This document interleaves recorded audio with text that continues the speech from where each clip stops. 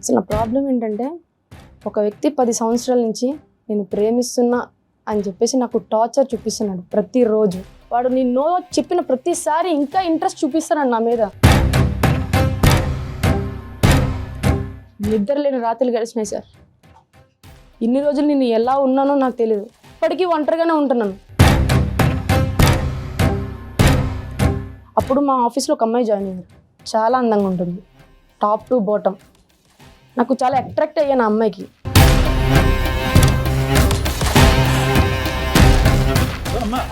ఒక ఆడపిల్ల ఇంకో ఆడపిల్ల అందంగా తయారైందని అనుకోవటం విచిత్రం ఏమీ లేదు. నువ్వు ఎలా అట్రాక్ట్ అవుతున్నావు అనేది ఇక్కడ ప్రధానమైనటువంటి ఫీలింగ్. ఒక ఆడపిల్లనైనా నేను ఇంకో అమ్మాయికి అట్రాక్ట్ అవుతున్నాను, ఆమెతో ఉండాలి, ఆమె హక్ చేసుకోవాలి, ఆమెతో నా లవ్ ట్రాక్ నడపాలి అని అనిపిస్తుంది. 10 సంవత్సరాల నుంచి తిరుగుతున్నాడు వాడు. వాడికి ఏమని చెప్పాలి సార్? నాకు అసలు చెప్పుకోవడానికి అసలు మాటలే రావట్లేదు సార్.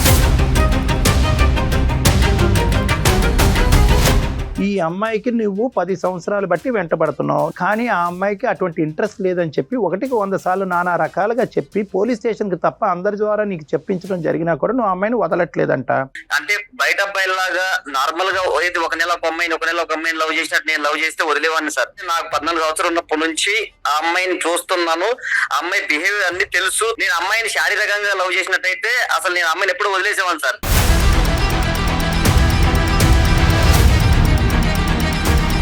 నాకున్న పర్సనల్ ప్రాబ్లం నాకు ఎక్కువ, లేకపోతే నీ ప్రాబ్లం నాకు ఎక్కువ అనుకోవాలా? నీ టార్చర్ ఎక్కువైపోయింది నాకు. ఐషు ఏదన్నా ఉంటే నువ్వు రా, పర్సనల్ మనం కూర్చొని మాట్లాడదాం. ఏంటి మాట్లాడేది?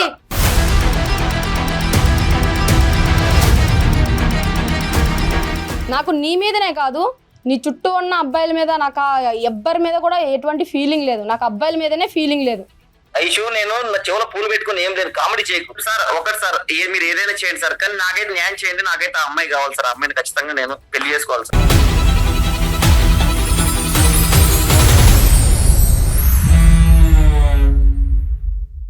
రెండు తెలుగు రాష్ట్రాలలో మొట్టమొదటి factory outlet jewellery shop Mukunda jewelleries. Mukunda jewellers సమర్పించే అందమైన జీవితం కార్యక్రమానికి స్వాగతం.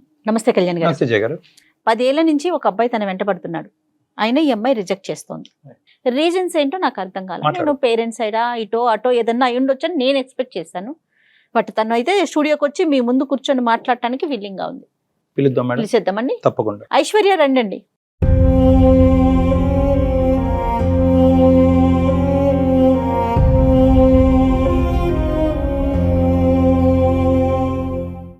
నమస్తే ఐశ్వర్య, ఎక్కడి నుంచి వచ్చారు? నేను ఖమ్మం నుంచి వచ్చానండి. ఓకే, నేను బ్రీఫ్గా మీరు పెట్టిన, అంటే మీరు ఏదైతే మాకు ఇన్ఫర్మేషన్ ఇచ్చారో అంతవరకే నేను చెప్పగలిగాను డాక్టర్ గారికి. మీరు స్టార్ట్ చేస్తే ఒకసారి ఆయన వింటారు. నా పేరు ఐశ్వర్య. నేను డిగ్రీ వరకు అక్కడే కంప్లీట్ చేశాను. జాబ్ వచ్చి హైదరాబాద్ ఐటీ సెక్టార్లో వర్క్ చేస్తున్నాను ప్రజెంట్. అసలు నా ప్రాబ్లం ఏంటంటే ఒక వ్యక్తి 10 సంవత్సరాల నుంచి నేను ప్రేమిస్తున్నా అని చెప్పేసి నాకు టార్చర్ చూపిస్తున్నాడు ప్రతిరోజు. నాకేమో అతనంటే ఇష్టం లేదు అసలు. నేను ఎంత చెప్పినా అర్థం చేసుకుంటలేదు. ఇంకెలా చెప్పాలి నాకు అర్థం కావట్లేదు. 10 years బట్టి ప్రేమ, కాలేజ్ నుంచి ప్రేమ, ఒకే ఊరు. రైట్. అయితే నేను తనకి ఎన్నిసార్లు ఏ విధంగా చెప్పినా తను అర్థం చేసుకుంటలేదు. ఏమంటాడు అంటే ఒక లవర్ ఏం చెయ్యాలో ప్రతిదీ చేసింది. అంటే ఇంప్రెస్ చేయడానికి గిఫ్ట్లు ఇవ్వడము, లేకపోతే మంచిగా బైక్లు వేసుకుని తిరగడము, మంచి డ్రెస్సింగ్ వేసుకోవడము, అలాగే ఎట్లా అంటే మా ఫ్రెండ్స్తో నాకు, అంటే వాళ్ళ ఫ్రెండ్స్తో నా ఫ్రెండ్స్తో రిక్వెస్ట్ పెట్టుకోవడము. నాకేమో తన మీద ఎట్లాంటి ఫీలింగే లేదు అసలు. అంటే తనంటే ఇష్టమే లేదు నాకు నీ మీద ఎట్లాంటి ఇష్టం లేదు, నాకు ఇంట్రెస్ట్ లేదు ఈ విషయం మీద అని ఎంత చెప్పినా అర్థం చేసుకుంటలేదు. నాకు అతని దగ్గర నుంచి, అతని నుంచి నాకు విముక్తి కావాలి. నేను మెయిన్ ఈ ప్రోగ్రామ్ రావడానికి కూడా రీజన్ అదే. నాకు టార్చర్ తప్పాలి. ఎవరితో చెప్పించారు ఐశ్వర్య? మీరు చెప్పించానండి. అయినా కూడా నన్నే నా ఫ్రెండ్స్ నన్ను తిట్టారు. నీకేమైంది, అంత మంచి వ్యక్తి, అంత మంచిగా ఉంటాడు, బాగోడా అంటే చాలా బాగుంటాడు, నీకేం ప్రాబ్లం వచ్చింది ఆ అబ్బాయి యాక్సెప్ట్ చేయడానికి అని చెప్పేసి. అవును సార్, మీ ఫ్రెండ్స్ అనేవారు. ఓకే, అంతకు ముందు నీకు ఎవరైనా ప్రపోజ్ చేయడం ప్రీవియస్ గా ఒక క్రష్ అనేది ఉందా? లేదు సార్, అలాంటిది కూడా ఎప్పుడు లేదు. ఇదే ఫస్ట్ లవ్, ఒక అబ్బాయి నీ వెంట పట్టడం ఇదే ఫస్ట్ టైం? కంటిన్యూస్ గా 10 years పాటు కంటిన్యూస్ గా వెంటబడతాను. ఏది నువ్వు ఇన్ని సందర్భాల్లో నో నీకు దన్నారా బాబు అని చెప్పినా కూడా, తిట్టినా కూడా సార్, వాడు ఫోన్ చేసిన ప్రతిసారి నాకు ఒక ఎట్లా అంటే టార్చర్. ఇంకా తన దగ్గర నుంచి నేను ఎట్లా అంటే నేను చాలా నెంబర్ బ్లాక్ చేసినాను తనది. అయినా కూడా కంటిన్యూగా తన దగ్గర నుంచి నాకు కాల్స్ రావడం, మెసేజ్ రావడం. ఎప్పుడైనా అంటే పాపం అబ్బాయిని చూస్తే కూడా మనకి బాధ అనిపిస్తుంది. ఈ రోజుల్లో 10 సంవత్సరాల పాటు అంత చిన్న వయసు నుంచి అంత సిన్సియర్ గా ప్రేమించే వాళ్ళని మేము చూడలేదు. అవును, ఎందుకంటే చిన్న వయసు ఇది. కానీ అడిగావా, ఏంద్ర బాబు నీకు నాలో నచ్చింది ఏంటి, నీ జీవితం నువ్వు చూసుకోవచ్చు కదా, ఏంటి నాలో ఉన్న గొప్పదనం అని అడిగావా? నేను నో అని చెప్పినా కూడా వాడు నేను నో చెప్పిన ప్రతిసారి ఇంకా ఇంట్రెస్ట్ చూపిస్తాను నా మీద. ఇంకా ఎట్లా చెప్పాలో నాకు అర్థం కావట్లేదు. వాడి సైడ్ నుంచి ఏమన్నా సైకోయిజం ఉందమ్మా, బ్లాక్ మెయిల్ గానీ అలాంటివి ఏమన్నా ఉన్నాయా? అసలు అట్లాంటిది ఏం లేదు. అలాంటిది ఏం లేదు. సిన్సియర్ గా ఐశ్వర్య నువ్వంటే నాకు లవ్, నువ్వు ఎప్పుడు నాకు ఎస్ చెప్తే అప్పటి వరకు నేను వెయిట్ చేస్తాను అనేటటువంటి ప్రతిపాదనే కానీ ఎప్పుడు కూడా నేను హెరాస్ చేయటం కానీ టార్చర్ పెట్టడం కానీ ఏం లేదు. అట్లాంటిది ఏం లేదు. అంటే నో చెప్పడం అనేది అది మీ ఇష్టం, మీ పర్సనల్ గా మీ మనసుకు నచ్చిన విషయం. కానీ అసలు రీజన్ ఏంటి మీకు అతను నచ్చకపోవటానికి? అబ్బాయి గురించి చాలా ఆలోచించానండి. ఎందుకు తన మీద నాకు ఫీలింగ్ కలగట్లేదు అని ఆలోచించిన విషయం కన్నా ఈ అబ్బాయి మీదే కాదు, ఏ అబ్బాయి మీద నాకు అట్లాంటి ఫీలింగ్ లేదు.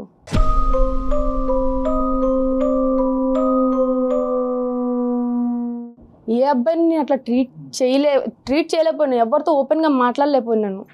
వాళ్ళు మాట్లాడిన కామెంట్ చేసిన సీరియస్గా చూడడం తప్ప నేను ఎప్పుడు వాళ్ళకి రివర్స్ మాట్లాడడం కానీ సమాధానం చెప్పడం కానీ ఏం చేయలేదు. ఇప్పుడు అరౌండ్ 23-24 ఉంటావు కదా ఐశ్వర్య నువ్వు? 25. Yes. అంటే దగ్గర 15 years నుంచి ఒక ప్రేమ వ్యవహారాలు బంధాలు ఇలాంటివన్నీ తెలియటానికి ఒక 15 years అనుకుందాం. ఈ 10 years బట్టి నువ్వు ఒక్క సందర్భంలో కూడా ఒక అబ్బాయితో అట్రాక్ట్ అవటం కానీ, ఈ అబ్బాయి బాగున్నాడు, ఈ అబ్బాయితో నా జీవిత భాగస్వామి అవుతానే ఫీలింగ్ ఎక్కడ రాలేదమ్మా? రాలేదు. ఎక్కడ రాలేదు.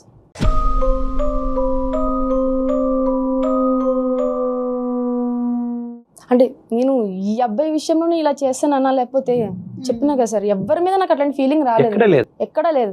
ఒకవేళ నా దగ్గర నాలో ఏమైనా ప్రాబ్లం ఉందేమో అని ఒక రోజు నేను నైట్ నన్ను నేను క్వశ్చన్ చేసుకుంటున్నా.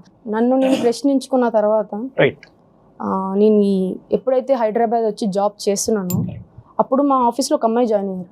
చాలా అందంగా ఉంటుంది, టాప్ టు బాటమ్. నాకు చాలా అట్రాక్ట్ అయ్యాను ఆ అమ్మాయికి.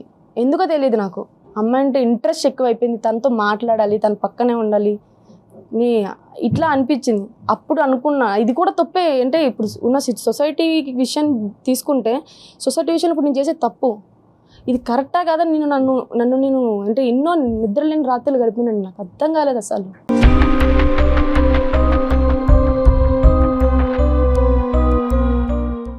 అంటే ఎట్లా చెప్పాలి అంటే తను సేమ్ జెండర్ కి అట్రాక్ట్ అవుతోంది, అంతేనా ఐశ్వర్య? ఇప్పుడు అమ్మ ఒక ఆడపిల్ల ఇంకో ఆడపిల్ల అందంగా తయారైంది అని అనుకోవటం విచిత్రం ఏమీ లేదు. నువ్వు ఎలా అట్రాక్ట్ అవుతున్నావు అనేది ఇక్కడ ప్రధానమైనటువంటి ఫీలింగ్. అంటే ఇమోషనల్ గా, అంటే అందాన్ని పొగట్టము, అందాన్ని అప్రిషియేట్ చేయటం ఒక ఎత్తు అయితే కనుక, ఇమోషనల్ గా ఆడపిల్లకి కనెక్ట్ అవటం, ఆ అమ్మాయిని నీ పక్కన ఉండేటట్టుగా ఊహించుకోవటం, ఆ అమ్మాయి నా పార్ట్నర్ అవుతే బాగున్నట్టుగా ఊహించుకోవటం, ఆ లెవెల్కి వెళ్తుందా అని ఆలోచన అడుగుతుంది. ఒక ఆడపిల్లనైనా నేను ఇంకో అమ్మాయికి అట్రాక్ట్ అవుతున్నాను, ఆమెతో ఉండాలి, ఆమెను హక్ చేసుకోవాలి, ఆమెతో నా లవ్ ట్రాక్ నడపాలి అని అనిపిస్తుంది.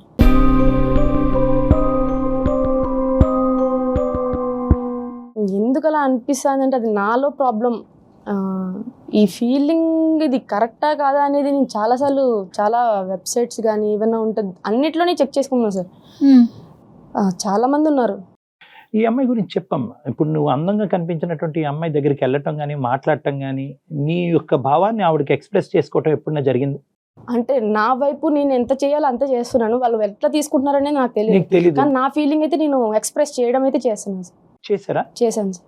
ఏది ఈ అమ్మాయికి వెళ్ళి ఐ లైక్ యూ అన్నట్ట? అంటే యాజ్ ఎ ఫ్రెండ్గా ఐ లైక్ యూ అని చెప్పేసి తను కూడా చెప్పింది. నేనైతే నా ఫీలింగ్ నేను ఎలా చెప్పాలో అలాగే చెప్పాను. తను కూడా I like you as a friend అని అందా? అవును సార్. దానికి మించి ఆలోచన మీకు ఉంది అన్నది తనకు తెలియదు, మీరు ఎక్స్ప్రెస్ చేయలేదు. ఇంకా ఎక్స్ప్రెస్ అది ఫ్రెండ్షిప్ కాదు, అది రిలేషన్షిప్ వరకు మీరు ఊహించుకుంటున్నారని మీ లోపల ఉన్న భావం. అవును సార్. ఇప్పుడు చిన్నప్పటి నుంచి నువ్వు ఎదిగినటువంటి, చిన్నప్పటి నుంచి పెద్ద మనిషి అయ్యి అలా పెరిగినప్పటి నుంచి కొన్ని పర్సనల్ క్వశ్చన్స్ ఇస్తుంటే చెప్పు, కష్టమైతే నో చెప్పు, నో ప్రాబ్లం. చెప్తాను సార్. అప్పుడు నిన్ను నువ్వు ఎలా ఊహించుకునేదానివి? నీ నీ నీ నీ రూపురేఖలు కానీ, లేదంటే నీ యొక్క ప్రైవేట్ పార్ట్స్ కానీ ఇవి చూసుకున్నప్పుడు మీకు అది కన్వీనియంట్గా అనిపించేదా, అన్కంఫర్టబుల్గా అనిపించేదా? స్నానం చేసినప్పుడు కానీ, అద్దంలో చూసుకున్నప్పుడు కానీ? అంటే నాకు ఎవరైనా మంచిగా అబ్బాయి ఒక క్లాసీ డ్రెస్ వేసుకుంటే ఆ డ్రెస్ నేను వేసుకోవాలి. చిన్నప్పుడు ఒక 8 years ఉన్నప్పుడు నా కటింగ్ కూడా నార్మల్గా బేబీ కటింగ్ అట్లా ఉండేది సార్ అబ్బాయి లాగా. ఆ గెటప్ అట్లా వేసుకొని ఇవ్వడం, అంటే ఇంట్లో మా బ్రదర్ అలాగా ఉండేవాడు, తన బట్టలు వేసుకుని అట్లా చూసుకోవడం అద్దంలో. టాంబాయ్ అంటారు కదా, అలా ఉండాలని అనిపించేది. కానీ తల్లిదండ్రులు ఏమనేవారు, అలా వద్దు, ఆ డ్రెస్ ఏంటి తీసి అబ్బాయి డ్రెస్, తిట్టేవారు, కొట్టేవారు కూడా, కొట్టేవారు, అబ్బాయి లాగా వేసుకున్నావు, అమ్మాయి అయింది అది ఇది అని చెప్పేసి. కానీ నాకు ఇష్టం, వాళ్ళు ఉన్నప్పుడు కూడా నేను ఇంకా ఆ పద్ధతిని మార్చుకోలేదు సార్. నేనైతే అట్లా నాకు ఇష్టమైనప్పుడల్లా వేసుకోవడము. నేను స్టడీస్ అయిపోగానేనండి, ఎప్పుడైతే ప్రొఫెషనల్ ఫీల్డ్కి అడుగు పెట్టానో అప్పుడు నా గెటప్ మొత్తం నేను చేంజ్ చేసుకున్నా. ఒక అబ్బాయి లాగా, అబ్బాయి యాజ్ ఏ అబ్బాయి ఎట్లా ఉంటాడో నేను నా గెటప్ని అట్లా చేంజ్ చేసుకున్నాను. మీ ఫీలింగ్స్ చెప్పారా ఇంట్లో? చెప్పానండి, మా అమ్మగారికి చెప్పాను. ఏం చెప్పారు? వాళ్ళు ఎప్పుడు వెళ్ళినా, ఏదైనా హాలిడేస్కి వెళ్ళి, ఏదైనా పండగ ఇయర్లీ వన్స్ కూడా ఒక్కొక్కసారి వెళ్ళానండి. నేను ఇయర్లీ ఒకసారి వెళ్ళాను. అప్పుడు పెళ్లి టాపిక్ తీసుకొచ్చారనమాట. ఒక అబ్బాయి ఉన్నారు, ఇట్లా సంబంధం వచ్చింది, చేసుకో అని చెప్పేసి. అని నేను అన్నా, అప్పుడు నాకు పెళ్లి చేసుకునే ఆలోచన అయితే లేదు, అబ్బాయిని చేసుకునే ఆలోచన అస్సలు లేదు, నాకు ఎందుకు అమ్మాయి అంటే ఇష్టం అని చెప్పేసి చెప్తే, పిచ్చి పట్టిందా నీకేమైనా పిచ్చిదానిలా మాట్లాడుతున్నావు అని చెప్పేసి కొట్టి పడేశారన్నమాట. నా ఫీలింగ్ నేను ఎక్స్ప్రెస్ చేస్తుంటే అర్థం చేసుకునే సిచ్యువేషన్లో వాళ్ళు లేరు.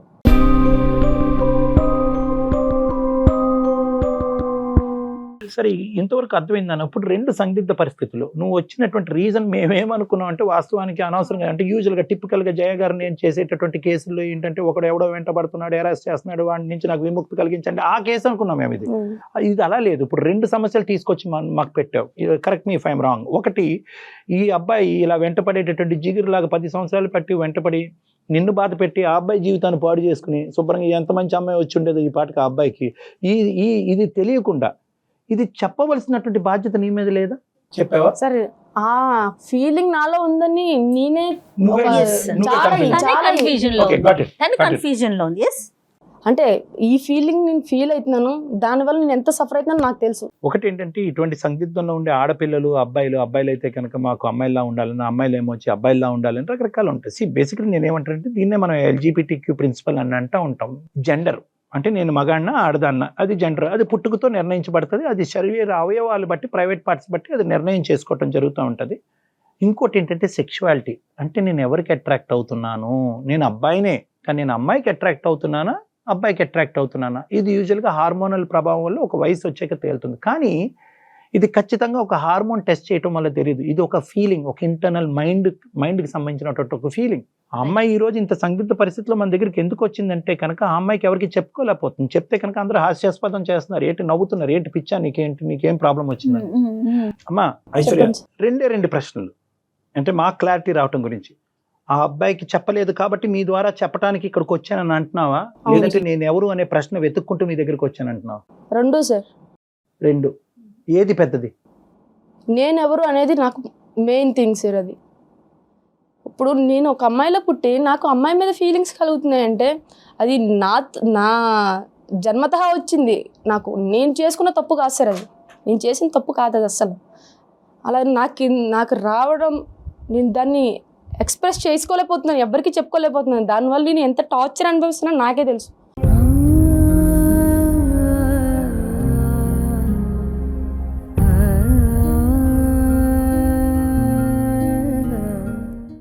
నిద్ర లేని రాత్రులు గడిచినాయి సార్. ఇన్ని రోజులు నేను ఎలా ఉన్నానో నాకు తెలియదు. ఇప్పటికీ ఒంటరిగానే ఉంటున్నాను. ఎవరితో మాట్లాడితే నేను ఎక్కడ ఎలా ఓపెన్ అయిపోతానో, వాళ్ళు నన్ను ఎలా ట్రీట్ చేశారో నాకు తెలియదు. నా ఫ్యామిలీ నన్ను ఒక రకంగా ట్రీట్ చేస్తున్నారు. నేను చెప్పిన విషయం అర్థం చేసుకునే సిచ్యువేషన్లో వాళ్ళు లేరు. అలాంటిది బయట వాళ్ళు నన్ను ఎలా అర్థం చేసుకుంటారు సార్? నా ఫీలింగ్ని ఎలా ఎక్స్ప్రెస్ చేయాలి వాళ్ళకి? 10 సంవత్సరాల నుంచి తిరుగుతున్నాడు వాడికి ఏమని చెప్పాలి సార్? నాకు అసలు చెప్పుకోవడానికి అసలు మాటలే రావట్లేదు సార్. అసలు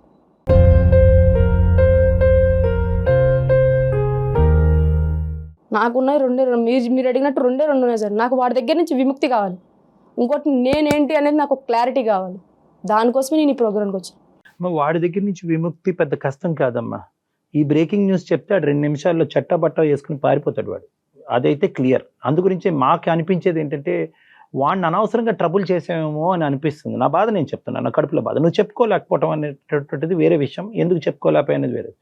వాడికి ఎప్పుడైతే కనుక బాబు నువ్వని కాదు కదా, నాకు ఏ మగాడితో అట్రాక్షన్ లేదు, నా పరిస్థితి ఇది అని చెప్పుంటే వాడు వెళ్ళిపోతాడు. వాడు ఏమనుకుంటున్నాడు అనేది ఒకసారి నువ్వు ఫోన్ కలుపుది కానీ కావాలంటే మేము మాట్లాడతాం. అది నెంబర్ 1.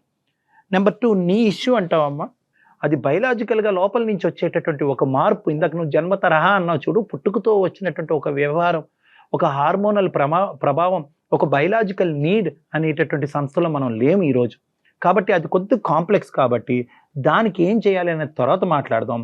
ఫస్ట్ ఉదయ్తో మనం మాట్లాడి అతన్ని సందిగ్ధ పరిస్థితుల్లోంచి బయట వేద్దామా అనే దాని గురించి నువ్వు ఒక్కసారి ఆలోచించుకో. ఉదయ్తో కలుపుదామా ఫోన్? ఉదయ్తో మాట్లాడదాం. కలుపుదాం సార్. ఎక్కడున్నాడు ఇప్పుడు అబ్బాయి? ఖమ్మంలోనే ఉన్నాడు సార్. మరి కాల్ చేద్దామా అతనికి? కాల్ చేయండి అమ్మా, కలపండి.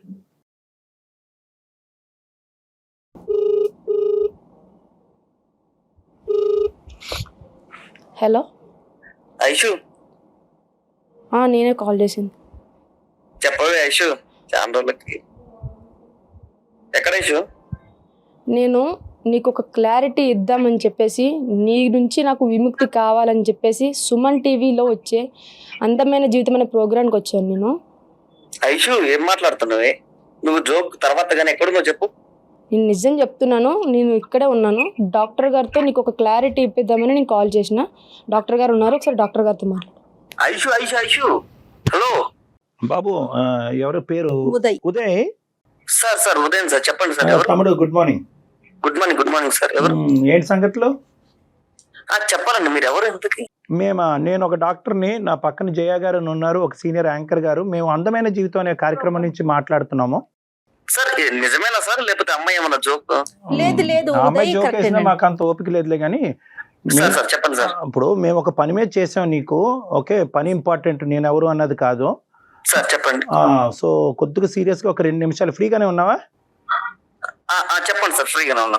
ఈ అమ్మాయికి నువ్వు 10 సంవత్సరాలు బట్టి వెంటబడుతున్నావు, కానీ ఆ అమ్మాయికి అటువంటి ఇంట్రెస్ట్ లేదని చెప్పి 1కి 100 సార్లు నానా రకాలుగా చెప్పి పోలీస్ స్టేషన్కి తప్ప అందరి ద్వారా నీకు చెప్పించడం జరిగినా కూడా నువ్వు అమ్మాయిని వదలట్లేదంట.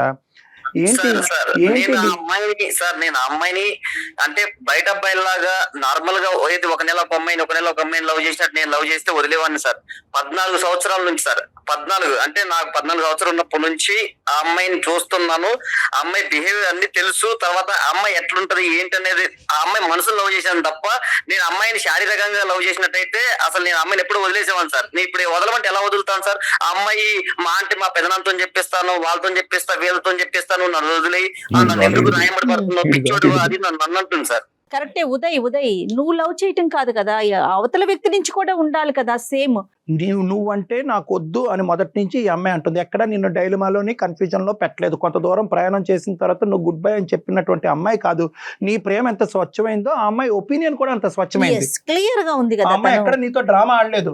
అలాగా సార్, నేను అమ్మాయి నాకు మధ్యలో కూడా ఎప్పుడు చెప్పలేదు సార్. నేను ఒక 5 సంవత్సరాల తర్వాత 6 సంవత్సరాల తర్వాత కూడా ఎప్పుడు చెప్పలేదు సార్. అమ్మాయి నన్ను చూస్తుంది, తర్వాత నేను అమ్మాయిని చూస్తున్నా. నేను అమ్మాయికి ఎక్కడికి పోతే అక్కడికి, వాళ్ళ అమ్మమ్మ ఇంటికి వెళ్ళినా కూడా అక్కడికి కూడా వెళ్ళి అమ్మాయిని మామూలుగా ఎప్పుడు అబ్జర్వేషన్ లో ఉన్నాను సార్. నేను అమ్మాయిని ఇప్పటికీ నేను చెప్తూనే ఉన్నా, ప్రపోజల్ పెడుతూనే ఉన్నా, ఎప్పటికీ రిజెక్ట్ చేయలేదు సార్. అమ్మాయి మధ్యలో దాకా కూడా ఒక 5-6 సంవత్సరాల దాకా కూడా. కాదు ఉదయ్, నువ్వు ఇన్ని సంవత్సరాల నుంచి ట్రై చేసానా? నేను ఎప్పుడైనా నేను లవ్ చేశానా అన్న మ్యాటర్ ఎప్పుడైనా చెప్పినా? నువ్వంటే నాకు ఇష్టం లేదనే కదా చెప్పాను. ఎందుకని నన్ను ఫాలో అవుతున్నావు? ఐషు నేను చెప్పేది ఐషు, నా కోపం తిప్పేది. నువ్వు లవ్ చేస్తున్నావు, నీ కోపం ఏంది? నా కోపం వస్తుంది. నీ వల్ల నాకు టార్చర్ అవుతుంది. ఐషు నేను ఇష్టం లేదనుకో నువ్వు ఏనాడు చెప్పలేదు ఇన్ని సంవత్సరాల్లో. ఇష్టం లేదంటే నువ్వు అసలు నాకు అసలు నచ్చలేదని ముందే చెప్పినా కదా. ఇష్టం లేదని చెప్పబడం ఏంది? నువ్వు ఫాలో అయ్యి నీ టైం నువ్వు వేస్ట్ చేసుకుంటున్నావు. నేను తిరిగి నా వెనకాల నేనేమి అడగలే కదా. ఐషు ఒకటి గుర్తుంచుకో ఐషు, ఇప్పుడు నేను పెళ్లి చేయాలంటే మా ఇంట్లో ఎప్పుడో పెళ్లి చేసేవాళ్ళే నాకు. చేసుకోపో, చేసుకోపో. కానీ నేను నిన్ను నమ్ముకొని ఐషు ఎప్పటికైనా నాకు పడతాను ఒక కాన్ఫిడెన్స్ తో నీ అమ్మ తిరిగిన ఖచ్చితంగా ఈ అమ్మాయి కావాలనుకున్నావు. నీకు తెలియదు ఐషు, మన క్లాస్మేట్స్ ఎంత ఎమ్మడి పడేవాళ్ళు నా ఎమ్మటి. ఎల్లు వాళ్ళతో ట్రై చేసుకో. అయితే మరి నన్ను వదిలేమని చెప్తున్నా కదా నీకు. 10 సంవత్సరాలు నీతో నేను తిరుగుతాను ఐషు. నాకు లేదని చెప్పినప్పుడు నువ్వు వదిలేయాలి కదా. ఎందుకలా నన్ను టార్చర్ చేస్తాను? నీ బాధ ఎక్కువైపోయింది. నా పర్సనల్ నాకు 190 ఉన్నాయి బాధలు. లేదన్న మాట నువ్వు నాకు ఎప్పుడు చెప్పలేదు. నువ్వెందుకు నా ఎంట తిరుగుతున్నావు అని ఏ రోజు కూడా అనలేదు మేడం. ఏమ్మా చెప్పలేదా? నాకు ఇష్టం లేదని చెప్పడం అంటే అదే కదా సార్ అర్థం. దాన్ని వేరే ఎలా తీసుకుంటారు నాకు అర్థం కావట్లేదు. కాదు ఉదయ్, ఇక్కడ ఎలా అనిపిస్తుంది అంటే కనుక ఆ అమ్మాయి నిన్ను దూరం తోసే కొద్దీ నువ్వు దగ్గర అవడానికి ప్రయత్నం చేస్తున్నట్టు అనిపిస్తుంది. ఈ అమ్మాయి సార్, ఇంకొకటి ఈ అమ్మాయిలో నాకు బాగా నచ్చేది ఏంటంటే సార్, నేను ఇప్పుడు ఈ అమ్మాయికి లైన్ వేస్తున్నాను సార్. ఈ అమ్మాయి పర్లేదు, ఈ అమ్మాయి పడుకున్నా కూడా మళ్ళీ అర్థం చెప్పి ఈ అమ్మాయి ఏ ర్యాప్ అయితే తిరగదు. నీ ప్రేమ చాలా స్వచ్ఛమైంది, సిన్సియర్ అయినటువంటిది.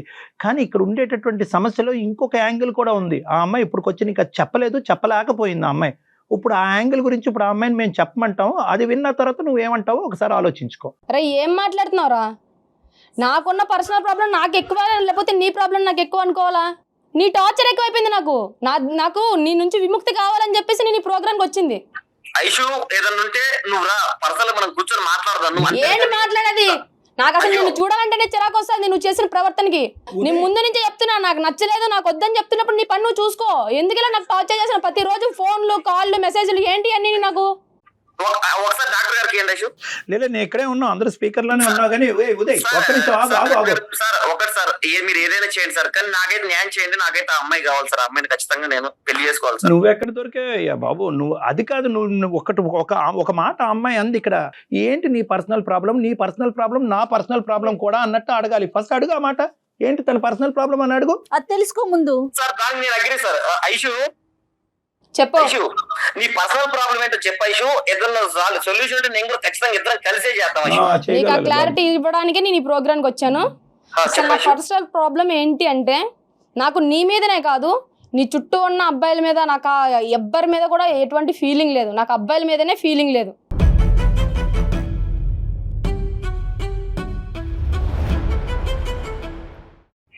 ఐషు నేను నా చెవులో పూలు పెట్టుకుని ఏం లేదు, కామెడీ చేయకు ప్లీజ్. నిజం చెప్పినప్పుడు ఏనవయ్య స్వామి, ఇది నేను జోక్ చేయట్లేదు, నా ఫీలింగ్ నేను చెప్తున్నాను. నీ ఫీలింగ్ కాదా ఇష్యూ? అదేంటి అసలు అర్థపర్థం లేకుండా ఏం మాట్లాడుతున్నావు ఇష్యూ? డాక్టర్ గారు నేను చెప్పినా కదండి, నేను చెప్తే నమ్మరు, అందుకని మీరే వాడికి ఒక క్లారిటీ ఇస్తే నాకు ప్రశాంతంగా ఉంటుంది వాడి దగ్గర నుంచి. బాబు ఉదయ్ సార్ ఇప్పుడు ఆ అమ్మాయి ఒక మాట చెప్పింది, దయచేసి ఒక 2 నిమిషాలు ఆలోచించుకో. ఆ అమ్మాయి ఏమీ ఇక్కడ నాటకం ఆడట్లేదు. నువ్వు బహుశా ఏంటంటే నిన్ను తప్పించుకునేటటువంటి ప్రయత్నంలో ఆ అబ్బాయిలకి ఇంట్రెస్ట్ చూపెట్టరు అనే ఒక కొత్త నాటకం ఆడుతుంది అన్నట్టు నువ్వు అనుకుంటున్నావు. కానీ అది అవును కరెక్టే కదా సార్. మేము ఈ కాల్ నీతో కలపక ముందే ఆ అమ్మాయితో చాలా డీటెయిల్ గా మాట్లాడాం. ఆ అమ్మాయి చూడు, నిజంగా నిన్ను వదిలించుకోవాలి అనుకుంటే కనుక ఆ అమ్మాయి రకరకాల మార్గాల్లో వెళ్ళి వదిలించుకునేది. ఈ ఒక్క మార్గం అక్కర్లేదు. సింపుల్గా వెళ్ళి షీ టీమ్స్కో పోలీసులకో ఫోన్ చేస్తే కనుక నేను లోపలేస్తారు, 4 నిన్ను కొడతారు, తొందర రకరకాల గొడవలు అయ్యి ఉండేవి. అలాంటి సబ్జెక్ట్ కాదు ఇది. దయచేసి ఇప్పటికైనా నీ కనువిప్పు కలిగి నువ్వు ఒకసారి ఆలోచించుకో, ఊహించుకో, తర్వాత నీ నిర్ణయం ఏంటి అనేది చెప్పాలి నువ్వు మాకు. ఎందుకంటే ఈ అమ్మాయి ఒక 2 నిమిషాలు వెంటనే నీ యాంగ్జైటీ తగ్గుతుంది. నేనేమంటున్నానంటే ఆ అమ్మాయి ఇప్పటి వరకు ఎప్పుడు కూడా ఒక అబ్బాయికి అట్రాక్ట్ అవ్వలేదు. ఆ అమ్మాయి అట్రాక్ట్ అయినటువంటి పరిస్థితి దాఖలాలు లేవు. అదే కోవలో ఏంటంటే నువ్వు వచ్చి నిన్ను ప్రేమిస్తున్నాను అని చెప్పి ఆ అమ్మాయి వెంటపడ్డావు. నీ ప్రయత్నం ముందు ఆయన చెప్పేది వినవయ్యా. కాదు, విను ఒక్క 2 నిమిషాలు. నీ అనవసరంగా నీ టైం వృధా చేసుకుంటున్నావు, నీ భవిష్యత్తును పాడు చేసుకుంటున్నావు. ఆ అమ్మాయికి కేవలం ఆడపిల్లల వైపే అట్రాక్షన్ ఉంది. ఆడపిల్లలతోనే స్నేహంగా ఉండాలని అనుకుంటుంది, ఆడపిల్లలతోనే రిలేషన్షిప్ పెట్టుకోవాలని అనుకుంటుంది. అవకాశం ఉంటే ఆడపిల్లని పెళ్లి చేసుకుని ముందుకెళ్లాలనేటటువంటి ప్రయత్నంలో ఆ అమ్మాయి ఉంది. అది తన ఆలోచన శైలి. నీకు అర్థమై ఉంటుంది ఇప్పుడు ఏం చెప్పారు అనేది డాక్టర్ గారు. అది అవుతుందా లేదా? ఉదయ్ ఉన్నావా? ఉదయ్ ఆడక్కడ కళ్ళు తిరిగి పడు. ఉదయ్ సార్ ఏం జరుగుతుంది సార్? నాకు అర్థం కాదు.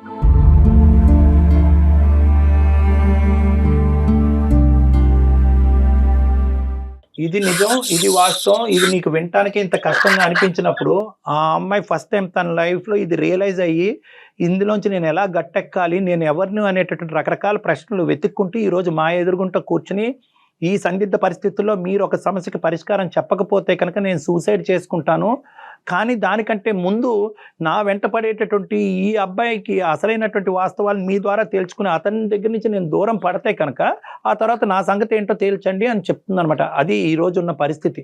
అందుకు నేను మీకు కాల్ చేశాం. ఏంటి సార్ నాకేం అర్థం కాదు. నీకేం అర్థం కాదు, చాలా టైం పడుతుంది, కాసేపు కూర్చొని ఆలోచించుకో. ఇది వాస్తవం, ఇది నిజం. ఇప్పుడు తను ఒక్కటి చెప్తే మిమ్మల్ని అవాయిడ్ చేస్తుంది అనుకోవచ్చు. త్రూ ఛానల్ ద్వారా, మా ద్వారా, డాక్టర్ గారి ద్వారా చెప్పిస్తోంది. ఎందుకంటే నువ్వు అర్థం చేసుకొని నీ జీవితం నువ్వు ముందుకు వెళ్ళాలనే ఒక ఉద్దేశంతోనే తను ఈ రోజు రివీల్ చేసింది. ఇప్పటి వరకు ఎక్కడ రివీల్ చేయని విషయాన్ని ఇప్పుడు రివీల్ చేసింది. 2 రోజులు 2 నెలలు 6 నెలలు లవ్ చేయలేదు మేడం. 10 సంవత్సరాలు లవ్ చేసిన. బాబు నువ్వు 10 సంవత్సరాల నుంచి లవ్ చేసావు అంటున్నా. 10 సంవత్సరాల నుంచి నా గురించి నీకు ఏం తెలుసు చెప్పు? ఏం తెలుసుకున్నావు చెప్పు నా గురించి? వద్దులే అమ్మ. ఐషు ఒక్క నిమిషం. ఇప్పుడు వరకు మాట్లాడింది ఒక పద్ధతి, ఇప్పుడు అబ్బాయి పరిస్థితి కూడా దయచేసి అర్థం చేసుకో. మన అందరం ఇలాగా చెప్తుండే ఎక్కడ అర్థం చేసుకుంటున్నాడు. ఐషు ఒక్క నిమిషం అమ్మా. కొన్ని ప్రేమలు గుడ్డివమ్మా. అతను నిన్నేం హెరాస్ చేయలేదు, టార్చర్ చేయలేదు, నిన్ను ఇబ్బంది పెట్టలేదు. కేవలం ఏంటంటే పదే అది వ్యక్తపరుచుకున్నాడు, వెయిట్ చేశాడు. ఎప్పటికైనా నువ్వు ఎస్ చెప్తావు అనే ఆస్తి ఇప్పటికీ కూడా వెయిట్ చేస్తున్నాడు. నాకు తెలిసి ఇతనున్న అతని క్యారెక్టర్ ఇంకొక 10 ఏళ్ళైనా వెయిట్ చేస్తాడు ఈ విషయం తెలియకపోతే. నిన్ను వెంట పట్టడం అనేది ఒక పిచ్చితనం అంటావా, పిచ్చి ప్రేమ అంటావా పక్కన పెడదాం. ఇప్పుడున్న పరిస్థితిని ఎలా డైజెస్ట్ చేసుకుని ఏమంటాడో చూద్దాం ఒకసారి. ఏమంటావు ఉదయ్? సార్ ఐషు నన్ను 10 సంవత్సరాల తర్వాత పిచ్చోని చెప్తా అనుకోలేదు సార్ నేను.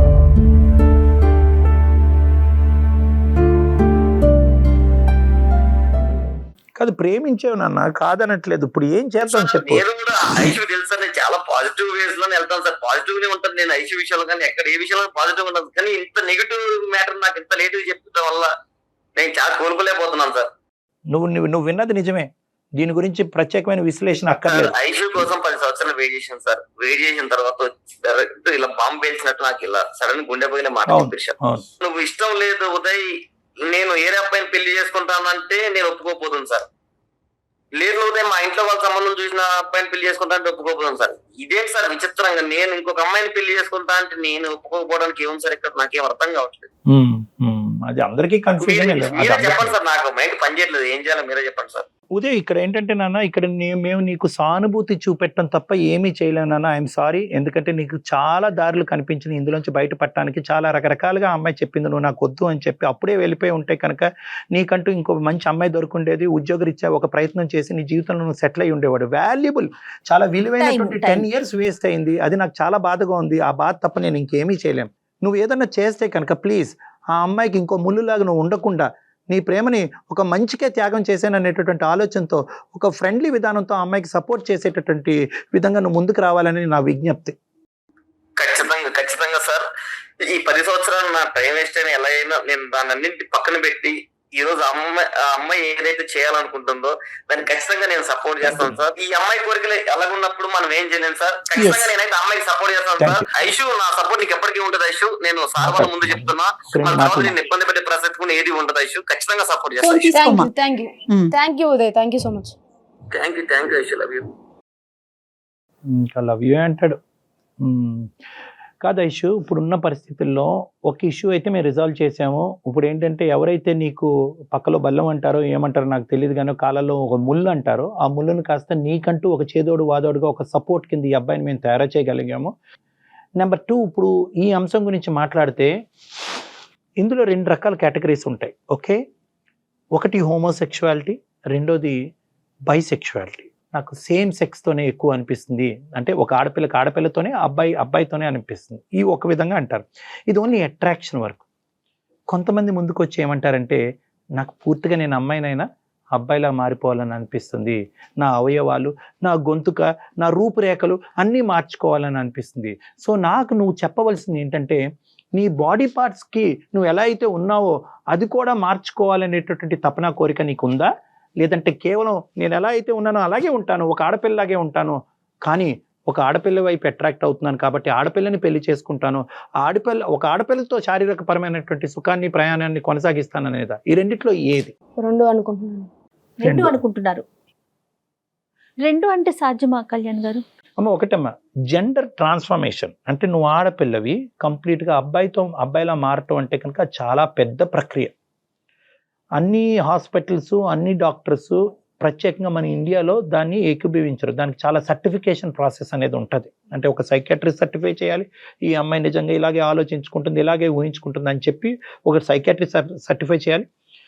కంప్లీట్గా ఒక అబ్బాయి తీరులో, అంటే టెక్స్ట్ బుక్ బట్టి నేను చెప్తున్నాను, ఒక అబ్బాయి లాగా 1 సంవత్సరం పాటు మీరు బతకాలి. అంటే అబ్బాయి బట్టలు వేసుకుని, ఆ అబ్బాయి చేసేటటువంటి షాపింగ్లు చేస్తూ, ఒక అబ్బాయిలాగే ఉంటూ, ఈ విధంగా 1 సంవత్సరం పాటు ప్రయాణం చేసి ఒక అబ్బాయి పాత్రని మీరు పూర్తిగా ఎటువంటి మనోవేదన లేకుండా మీరు ఉండగలుగుతున్నారా లేదా అనేటటువంటిది మీరు నిరూపించుకోగలగాలి. అలా నిరూపించుకుంటే, ఎందుకంటే ఇటువంటి సమస్యల్లో ఏంటంటే అమ్మాయి అబ్బాయి కింద మారిపోవడం చాలా కష్టం అమ్మ. ఎందుకంటే ఒకసారి మారిన తర్వాత ఇదేంటి సార్ నన్ను అబ్బాయి కింద మార్చేశారు, నేను అమ్మాయి కిందే ఉంటే బాగుండేదేమో అనేటటువంటి తిరిగి ప్రశ్న అడిగితే కనుక అది ఇర్రివర్సిబుల్. ఒకసారి డ్యామేజ్ అయిందంటే డ్యామేజ్, అంటే అది డ్యామేజ్ అంటే ఒక సర్జరీ అయిందంటే మళ్ళీ ఇర్రివర్సిబుల్. అది నువ్వు ఖచ్చితంగా బల్లగుద్ది ఒక మాట అంటున్నావు కాబట్టి ఇక్కడ ప్రధానంగా కావాల్సింది ఏంటంటే నీకు సపోర్ట్ సిస్టమ్ కావాలి, ఫ్యామిలీ సపోర్ట్ కావాలి. వాళ్ళకి అర్థమయ్యేలా చెప్పాలి సార్. మీరే చెప్పాలి వాళ్ళకి అర్థమయ్యేలా. నాకు ఒకటి అనిపించిందమ్మా, ఫస్ట్ ఆఫ్ ఆల్ ఏంటంటే నేను నీతో మాట్లాడాలి, జెండర్ మార్చుకోవాలా లేదంటే ఒక వ్యక్తితో ప్రయాణం చేయాలా అనేటటువంటి 2 అంశాలు విడమర్చి మనం మాట్లాడుకుని కౌన్సిలింగ్ చేసిన తర్వాత మీ ఫ్యామిలీ మెంబర్స్ని మనం పిలుద్దాం. నా దగ్గర పిలిపించుకుంటాను నేను, పిలిపించుకుని ఇది ఎందుకంటే అంత ఈజీగా అమ్మ మీ అమ్మాయిని చేసుకుంటుందంట, మీ అమ్మాయి అబ్బాయిలో మారుతుందంటే కనుక వాళ్ళు చాలరే బాబు నీకు దండం పెడతావు ఏం చెప్తున్నావు అంటారు. దీన్ని సైంటిఫిక్ బేసిస్ మీద వాళ్ళకి ఎక్స్ప్లెయిన్ చేయవలసినటువంటి అవసరం ఉంది. ఎందుకంటే కనుక ఆ జనరేషన్ వాళ్ళకి, ఈ జనరేషన్ కొద్దిగా పర్లేదు కానీ ఆ జనరేషన్ అంటే మీ తల్లిదండ్రుల జనరేషన్ వాళ్ళకి కొద్దిగా ఈ అంశం అర్థం అవటం, ఎంత సైంటిఫిక్గా ఎక్స్ప్లెయిన్ చేసినా కూడా ఇది కల్చర్ వర్సెస్ సైన్స్, ఈ రెండిట్ల మధ్యన జరిగేటటువంటి యుద్ధం కాబట్టి వాళ్ళకి విడమర్చి చెప్పేటటువంటి విధానం చాలా సున్నితంగా, నాజుగ్గా, సైంటిఫిక్ బేసిస్ మీద మాట్లాడవలసినటువంటి అవసరం ఉంటుంది. ఒకప్పుడు నువ్వు ఇదే పరిస్థితిలో కంటిన్యూ అవుతే కనుక నీ జీవితానికి ఎటువంటి పరిణామాలు వస్తాయి అనేటటువంటిది ఒక అంశము. రెండోది ఏంటంటే వాళ్ళ ఆడపిల్లని ఈ విధంగా చూడటం అనేటటువంటిది వాళ్ళ ఇష్టం ఒకటే కాదు, వాళ్ళు వెళ్ళి నలుగురు మధ్యన బతకాలి ఈ సమాజంలో, వాళ్ళ పరిస్థితి ఏంటి అనేటటువంటిది అది కూడా నేను అర్థం చేసుకుని యూ వర్సెస్ దెమ్ అనేటటువంటిది బ్యాలెన్స్ చేసి మాట్లాడతాను. కానీ దానికంటే ఫస్ట్ స్టెప్ ఏంటంటే అసలు నువ్వు ఏ స్థాయిలో ఈ ఆలోచనలో లీనమయ్యో, ఏ స్థాయిలో మారాలి అని అనుకుంటున్నావు, ఏ స్థాయిలో ఒక ఆడపిల్లని పెళ్లి చేసుకుంటున్నావు అనేది ఫస్ట్ నా కౌన్సిలింగ్ ద్వారా మనం అసెస్మెంట్ చేసుకోవాలి. సో మనం పర్సనల్గా ఒకసారి కలుద్దాం తల్లి, ఓకేనా? దానికి ఆ అబ్బాయిని కూడా పిలుద్దాం, ఉదయని కూడా పిలుద్దాం. ఉదయ్ కూడా చిన్నప్పటి నుంచి నిన్ను ఎలా చూశాడు, నీ ఆలోచన శైలి ఏంటి, ఎందుకంటే నిన్ను బాగా తెలిసినటువంటి ఒక వ్యక్తి ఈ రోజు ఫ్రెండ్లీగానే నీతో మూవ్ అయ్యి నీకు మోరల్ సపోర్ట్ ఇస్తాననే ఒక మంచి వ్యక్తి ఉన్నాడు కాబట్టి అతని సపోర్ట్ కూడా మనం ఇందులో తీసుకుందాం. ఓకేనా? ఆల్ ది బెస్ట్ అండి, ధైర్యంగా ఉండండి. నమస్తే. గుడ్ లక్ అమ్మా. Thank you so much Kalyan గారు. రైట్.